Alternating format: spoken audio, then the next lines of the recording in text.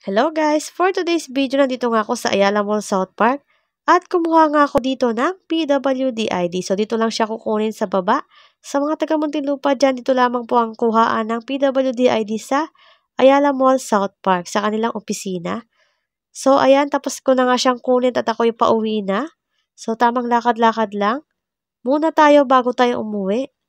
At medyo malamig nga dito guys, kaya naman masarap maglakad-lakad at mag-ikot-ikot dito. And pwede ka rin mag-shopping kung meron kang pang shopping. At kung wala naman, ay huwag ka na mag-shopping hanggang tingin ka lamang. So ito na nga, dahil wala akong pang shopping, kaya naman uuwi na ako.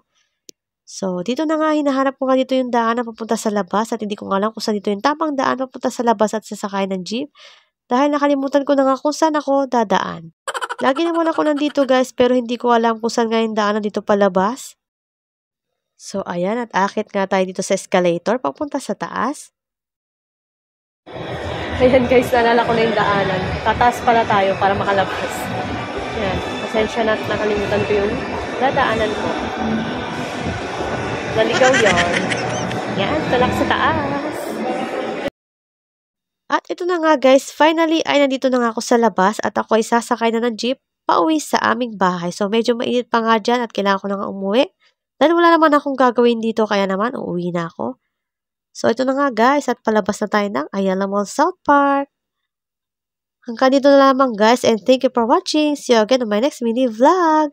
Follow for more, at ingat-ingat sa biyahe.